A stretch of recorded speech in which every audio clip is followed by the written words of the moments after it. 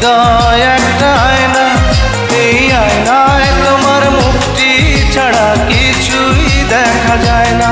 Bangla cinema ওপার বাংলার সাথে এপার বাংলার ভাগ হওয়ার পরেও কলকাতা জমিয়ে তুলেছিল ভারতের সিনেমা পাড়া, কিন্তু তারপরও বাংলাদেশ হেরে যায়নি। কিন্তু বাংলার সিনেমার সেকালে কালে কত কিছুই তো পরিবর্তন হলো, কিন্তু আজও থেকে গেল এক শাকিব খান, মান্না, সালমান শাহ আর কতজন যে এলেন আবার সবাইকে কাঁদিয়ে চলেও গেলেন, কিন্তু এক শাকিব খান আজ শূন্যের কোটা পেরিয়ে বাংলাদেশ ছাড়িয়ে ভিন দেশ মেগা স্টার। কিন্তু এই বাংলাদেশের সিনেমার ইতিহাস যে নানা রঙের অতীত বাক্য, কিভাবেই এলো এই সিনেমা? আমি ওকে তালাক দিয়ে তোকে বিয়ে করব।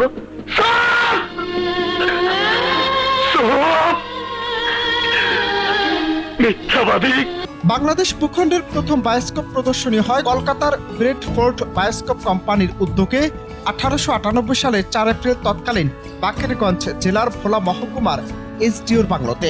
1927-28 সালে ঢাকায় প্রথম চলচ্চিত্র নির্মিত হয়। নবাব পরিবারের কয়েকজন তরুণ সংস্কৃতিসেবী নির্মাণ করেন চলচ্চিত্র সুকুমারী। তখনও নারীদের অভিনয়ের রেওয়াজ চালু হয়নি, নাট্যমঞ্চের নারী চরিত্রেও পুরুষরাই অভিনয় করতেন। কিন্তু আজ কত কিছু বদলেছে সিনেমা পাড়ায়, এখন অভিনেতা অভিনেত্রীদের অভাব নেই। কতজন আসলেন আবার হারিয়ে গেলেন, কিন্তু থেকে গেলেন সেই চিরচেনা শাকিব খান।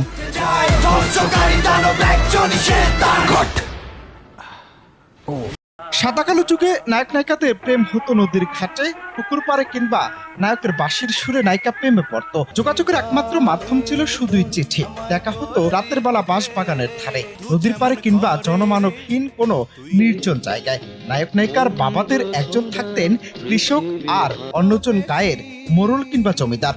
এমনই ছিল সে সময়কার বাংলা সিনেমা। টাকা জমিয়ে সেই সিনেমা হলে গিয়ে মুগ্ধ হয়ে দেখতো দর্শক। সেই সিনেমাগুলোর বেশিরভাগ সিনেমায় অভিনেতা মাসুদ রানা, আজকের শাকিব খান। এই যুগে নায়ক নায়িকাদের প্রেম হয় কলেজে। এই সময়কার সিনেমায় শহরের গল্পগুলো বেশি প্রাধান্য পায়। সিনেমায় গোলাগুলি, মারধর আর বোমা হামলার দৃশ্য এই যুগে সবচেয়ে বেশি দেখা গেল। ভিলেনকে হত্যার পূর্ব মুহূর্তে পুলিশ এসে উপস্থিত হওয়ার দৃশ্য কারোই অজানা নয়। এটা বর্তমান যুগের সিনেমা কাল। এখানে নায়ক নায়িকার পরিচয় হয় ফেসবুক নামক সামাজিক যোগাযোগ সাইটে। এই যুগে নায়ক নায়িকার দেখা হয় রেস্টুরেন্ট কিংবা দেশ বিদেশের বিখ্যাত সব জায়গায়। এই যুগের গোলাবারুদ দেখানো হয়েছে আরো উন্নত মানের ক্যামেরার কারসাজিও এখনকার সিনেমায় সবচেয়ে বেশি দেখা যায়। কিন্তু তাতেও নায়ক ওই শাকিব খান। কিন্তু কত কিছুই তো বদলে গেল, হারিয়ে গেল চিরতরে। সেখানে শূন্য থেকে মেগাস্টার হওয়ার শাকিব খানের গল্প কি?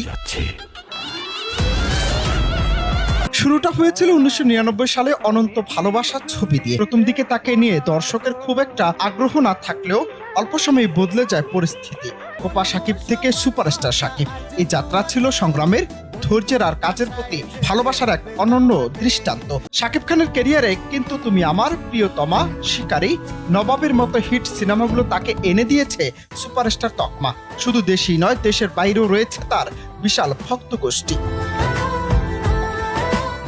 তবে ক্যারিয়ারের মাঝপথে কিছুটা বিতর্ক তাকে ঘিরে তৈরি হয়। ব্যক্তিগত জীবন, প্রযোজক ও পরিচালকদের সাথে সম্পর্ক এবং চলচ্চিত্র বেছে নেওয়ার ক্ষেত্রে কিছু ভুল সিদ্ধান্ত তার জনপ্রিয়তার প্রভাব ফেলেছিল, কিন্তু তাও তিনি থেমে যাননি। সম্প্রতি প্রিয়তমা ছবির মাধ্যমে আবারও প্রমাণ করেছেন তিনি এখনো ঢালিউডের কিং।